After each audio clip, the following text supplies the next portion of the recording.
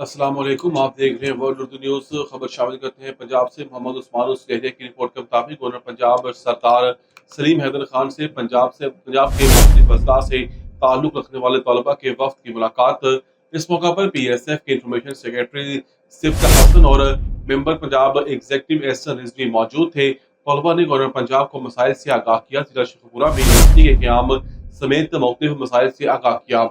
तलबा ने तालीमी इदारों को आउटसोर्स करने और बुल्ले शाह यूनिवर्सिटी को जिला वजूद से बाहर मुंतकिल करने पर तहफ़्फ़ुज़ात से आगाह किया। पंजाब के पसमानदा इलाकों में भी आला तालीम की सहूलियात मिलनी चाहिए।